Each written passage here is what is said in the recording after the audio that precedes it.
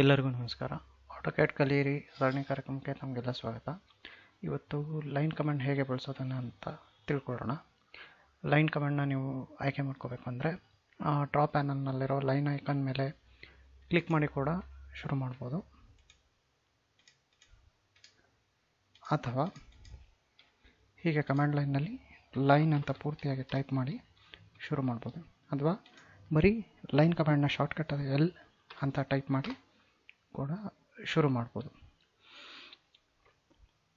ಈಗ line command ತೊಗೊಂಡ ನಂತರ ನಿಮಗೆ ಒಂದು ಲೈನ್ ಡ್ರಾ ಮಾಡಲಿಕ್ಕೆ 3 ಫಾರ್ಮ್ಯಾಟ್ಗಳಿದೆ. ಮೊದಲನೇದು ಅಬ್ಸಲ್ಯೂಟ್ ಕೋಆರ್ಡಿನೇಟ್ ಸಿಸ್ಟಮ್. ಏನಿದರಲ್ಲಿ ಅಂತಂದರೆ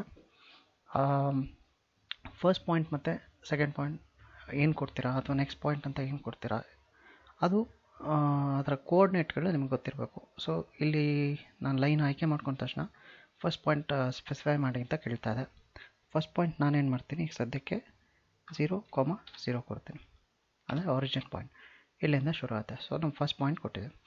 ಈಗ ಅಬ್ಸಲ್ಯೂಟ್ನಲ್ಲಿ ಏನಾಗುತ್ತೆ, ನನಗೆ ಒಂದು 10 ಯೂನಿಟ್ಸ್ದು ಹಾರಿಜಾಂಟಲ್ ಲೈನ್ ಡ್ರಾ ಮಾಡಬೇಕು ಅಂತಂದರೆ ಇಲ್ಲಿಂದ 10 ಯೂನಿಟ್ಸ್ ಎಕ್ಸ್ ಆ್ಯಕ್ಸಸ್ನಲ್ಲಿ ಹೋಗ್ತದೆ ನನ್ನ ಲೈನ್. ಸೊ ಹಾಗಾಗಿ ಎಂಡ್ ಪಾಯಿಂಟ್ ಏನಾಗುತ್ತೆ, 10,0 ಆಗುತ್ತೆ. ಸೊ ಅದನ್ನು ನಾನು ಎಂಟ್ರ್ ಮಾಡಬೇಕು. 10,0 ಎಂಟ್ರ್ ಮಾಡಿ ತಿರ್ಗಾ ಮತ್ತೊಮ್ಮೆ ಎಂಟ್ರ್ ಮಾಡಿದ್ರೆ ಕಮೆಂಟ್ ಕ್ಲೋಸ್ ಆಗುತ್ತೆ. ಸೊ ಈಗ ನನ್ನ ಲೈನ್ ಡ್ರಾ ಆಗಿದೆ. ಇದರ ವ್ಯಾಲ್ಯೂ ಬಂದು 10 ಯೂನಿಟ್ಸ್. ಹೀಗೆ ಇಲ್ಲಿಂದ ನಾನು ಮತ್ತೆ ಒಂದು ವರ್ಟಿಕಲ್ ಲೈನ್ ಎಳಿಬೇಕು ಅಂತಂದರೆ ತಿರ್ಗಾ ಇಲ್ಲಿಂದ ಫಸ್ಟ್ ಪಾಯಿಂಟ್ ಕೇಳ್ತಾ ಇದೆ. ಫಸ್ಟ್ ಪಾಯಿಂಟ್ನ ಅದನ್ನೇ ಸ್ನ್ಯಾಪ್ ಮಾಡ್ತೀನಿ. ಸೊ ಅಲ್ಲಿಂದ ಮೇಲ್ಗಡೆಗೆ ನಾನು ಒಂದು 10 ಯೂನಿಟ್ಸ್ ಹೋಗಬೇಕು. 10 ಯೂನಿಟ್ಸ್ ಹೋಗಬೇಕು ಅಂತಂದರೆ ಸೊ ನನ್ನ ಲೈನು ವೈನಲ್ಲಿ ಚೇಂಜ್ ಆಗ್ತಾಯಿದೆ, ಎಕ್ಸ್ ಯೂನಿಟ್ ಚೇಂಜ್ ಆಗ್ತಾಯಿಲ್ಲ. ಸೊ ಎಕ್ಸ್ ಎಷ್ಟಿರುತ್ತೋ ಅಷ್ಟೇ ಇರುತ್ತೆ at the end point. So X value end point ಎಷ್ಟಾಗುತ್ತೆ, 10 ಆಗುತ್ತೆ. ಆ್ಯಂಡ್ ವೈ ವ್ಯಾಲ್ಯೂ ಇನ್ಕ್ರೀಸ್ ಆಗ್ತಾ ಇರೋದ್ರಿಂದ ವೈ ವ್ಯಾಲ್ಯೂ ಇಲ್ಲಿ 0 ಇದೆ. ಸೊ ಎಂಡ್ ಪಾಯಿಂಟಲ್ಲಿ 10 ಆಗುತ್ತೆ. ಸೊ ನನ್ನ ಎಂಡ್ ಪಾಯಿಂಟ್ 10,10 ಮತ್ತೊಮ್ಮೆ ಎಂಟರ್ ಮಾಡಿದ್ರೆ ಲೈನ್ ಕಂಪ್ಲೀಟ್.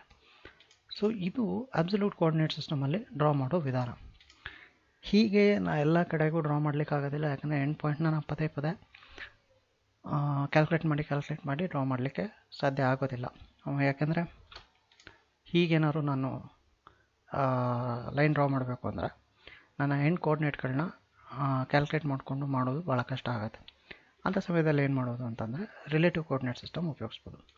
ಹೇಗೆ ಅದು ಅಂತಂದರೆ, ನನಗೆ ಸ್ಟಾರ್ಟಿಂಗ್ ಪಾಯಿಂಟ್ ಗೊತ್ತಿಲ್ಲ, ಎಲ್ಲೋ ಒಂದು ಕಡೆ ರ್ಯಾಂಡಮ್ ಆಗಿ ಕ್ಲಿಕ್ ಮಾಡ್ತಾಯಿದ್ದೀನಿ. ಸೊ ನನಗೆ ಸ್ಟಾರ್ಟಿಂಗ್ ಪಾಯಿಂಟ್ ಕೂಡ ಗೊತ್ತಿಲ್ಲ, ಅದರ ಕೋಆರ್ಡಿನೇಟ್ಗಳು ಗೊತ್ತಿಲ್ಲ. ಆದರೆ ನನ್ನ ಸ್ಟಾರ್ಟಿಂಗ್ ಪಾಯಿಂಟಿಂದ 10 ಯೂನಿಟ್ಸ್ ಒಂದು ಹಾರಿಜಾಂಟಲ್ ಲೈನ್ ಎಳಿಬೇಕು. ಇದನ್ನು ಹೇಗೆ ಮಾಡೋದು ಅಂತಂದರೆ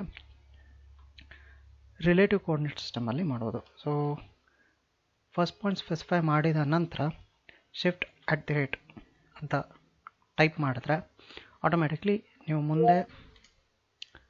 ಮುಂದೆ ಕ್ಲಿಕ್ ಮಾಡುವಂಥ ಅಥವಾ ಟೈಪ್ ಮಾಡುವಂಥ ವ್ಯಾಲ್ಯೂನ ರಿಲೇಟಿವ್ ವ್ಯಾಲ್ಯೂ ಅಂತ ಅದು ಅರ್ಥ ಮಾಡ್ಕೊಳ್ಳುತ್ತೆ.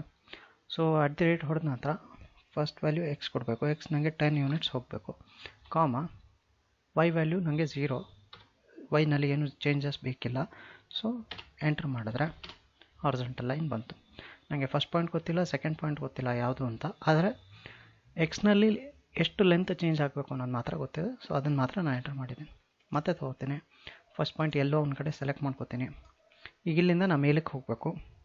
@ ಈಗ ಎಕ್ಸ್ನಲ್ಲಿ ನಂದೇನು ಚೇಂಜಸ್ ಇಲ್ಲ. ಸೊ 0, ವೈನಲ್ಲಿ ಎಷ್ಟು +10 ಚೇಂಜ್, ಮತ್ತೆ ಎಂಟ್ರ್ ಮಾಡಿದ್ರೆ ಇಷ್ಟು ಬಂತು. ಈಗ ನನಗೆ ಮತ್ತೆ ಇಲ್ಲಿಂದ ಇಲ್ಲಿಗೆ ಲೈನ್ ಬೇಕು. ನಾನೇನು ಮಾಡ್ತೀನಿ, ಇಲ್ಲಿಂದ ಇಲ್ಲಿಗೆ ಹೋಗ್ಬೇಕಂತಂದರೆ ನನಗೆ 10 ಯೂನಿಟ್ಸ್ ಇನ್ ಎಕ್ಸ್ ಚೇಂಜ್ ಆಗ್ತಾಯಿದೆ, 10 ಯೂನಿಟ್ಸ್ ಇನ್ ವೈ ಚೇಂಜ್ ಆಗ್ತಾಯಿದೆ. ಸೊ ಫಸ್ಟ್ ಪಾಯಿಂಟ್ ಯಾವುದೋ ಒಂದು ಸೆಲೆಕ್ಟ್ ಮಾಡ್ಕೊಂಡಿದ್ದೀನಿ, @ 10,10. ಇದು ರಿಲೇಟಿವ್ ಕೋಆರ್ಡಿನೇಟ್ ಸಿಸ್ಟಮಲ್ಲಿ ಡ್ರಾ ಮಾಡೋ ವಿಧಾನ. ಇನ್ನು ಮೂರನೇದಿದೆ polar coordinate system. Polar coordinate ಸಿಸ್ಟಮಲ್ಲಿ ಹೇಗೆ ಅಂತಂದರೆ ಸೇಮ್ ಫಸ್ಟ್ ಪಾಯಿಂಟ್ ಸ್ಪೆಸಿಫೈ ಮಾಡ್ತೀರಾ, ಆದರೆ ನೀವು ಲೆಂತ್ ಕೊಡ್ತೀರಾ ಮತ್ತು ಅದರ ಆ್ಯಂಗಲ್ ಕೊಡ್ತೀರಾ. ಇಲ್ಲಿ ಕೋಆರ್ಡಿನೇಟ್ಸ್ ಕೊಡೋದಿಲ್ಲ, ಆದರೆ ಲೈನ್ನ ಲೆಂತ್ ಮತ್ತು ಆ್ಯಂಗಲ್ ಕೊಡ್ತೀರಾ. ಸೊ ಹೇಗೆ ಕೊಡೋದು ಇದನ್ನ, ನೀವು ಸ್ಕ್ರೀನಲ್ಲಿ ಆಲ್ರೆಡಿ ನೋಡ್ತಾ ಇರೋ ಹಾಗೆ ಲೆಂತ್ ಕಾಣ್ತಾ ಇದೆ, ಆ್ಯಂಗಲ್ ಕಾಣ್ತಾ ಇದೆ. ನೀವು ಸ್ಕ್ರೀನಲ್ಲೇ ಡೈರೆಕ್ಟಾಗೂ ಎಂಟ್ರ್ ಮಾಡ್ಬೋದು. ಸೊ ನನಗೆ ಲೆಂತ್ 25 ಬೇಕು ಅಂದರೆ 25 ಎಂಟ್ರ್ ಮಾಡ್ತೀನಿ. ನೆಕ್ಸ್ಟ್ ಆ್ಯಂಗಲ್ ಎಂಟ್ರ್ ಮಾಡಲಿಕ್ಕೆ ಟ್ಯಾಬ್ ಪ್ರೆಸ್ ಮಾಡಬೇಕು. ಟ್ಯಾಬ್ ಪ್ರೆಸ್ ಮಾಡಿ ನನಗೆ ಆ್ಯಂಗಲ್ನ 45 ಕೊಡ್ತೀನಿ. 45 ಮತ್ತೆ ಎಂಟ್ರ್ ಮಾಡಿದ್ರೆ line comment close. So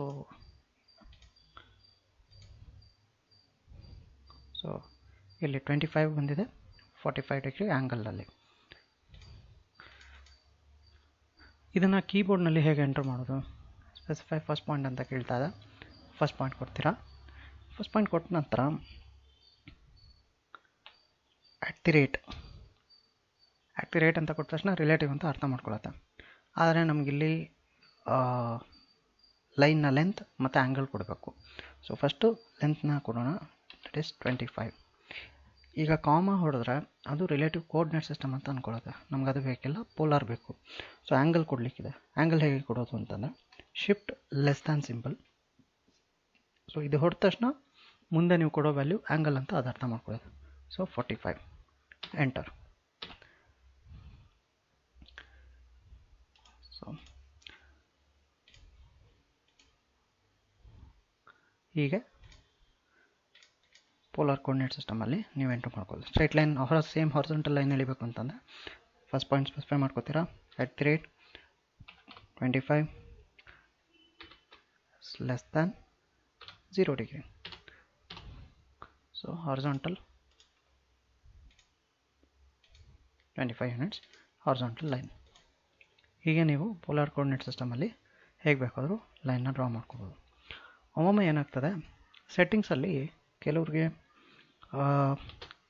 coordinate ಸಿಸ್ಟಮಲ್ಲಿ relative coordinate system default setting ಆಗಿರ್ಬೋದು. ಅಂಥ ಸಮಯದಲ್ಲಿ ಏನಾಗುತ್ತೆ, ನೀವು ಫಸ್ಟ್ ಪಾಯಿಂಟ್ ಸ್ಪೆಸಿಫೈ ಮಾಡ್ತೀರಾ. ಸೆಕೆಂಡ್ ಪಾಯಿಂಟ್ ಸ್ಪೆಸಿಫೈ ಮಾಡಬೇಕಾದ್ರೆ ನೀವು (0) absolute coordinate system values enter ಮಾಡಿದ್ರೆ ನಿಮಗೆ ಅದು ಎಕ್ಸಾಕ್ಟ್ 10,0 ಪಾಯಿಂಟ್ ಎಲ್ಲಿದೆ ಅಲ್ಲಿಗೆ ಹೋಗಬೇಕು. ನನಗೀಗ ಹೋಯ್ತಲ್ಲ ಹಾಗೆ. ಆದರೆ ರಿಲೇಟಿವ್ ಕೋಆರ್ಡಿನೇಟ್ ಸಿಸ್ಟಮ್ ಡಿಫಾಲ್ಟ್ ಸೆಟ್ಟಿಂಗಲ್ಲಿ ಸೆಲೆಕ್ಟ್ ಆಗಿದ್ದರೆ ಏನಾಗುತ್ತೆ, ನೀವು ಇಲ್ಲಿ ಕ್ಲಿಕ್ ಮಾಡ್ತಿದ್ದಾಗೆ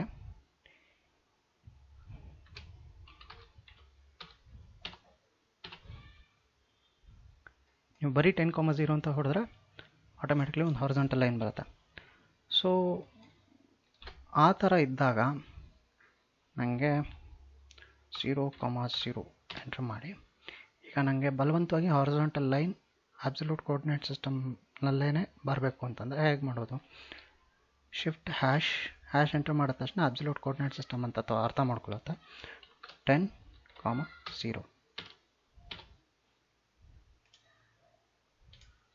@ ಅಂತ ಕೊಟ್ಟರೆ ರಿಲೇಟಿವ್ ಅಂತ, ಹ್ಯಾಶ್ ಅಂತ ಕೊಟ್ಟರೆ ಅಬ್ಸಲ್ಯೂಟ್ ಕೋಆರ್ಡಿನೇಟ್ ಸಿಸ್ಟಮ್ ಅಂತ ಅರ್ಥ ಮಾಡ್ಕೊಳ್ಳಿ.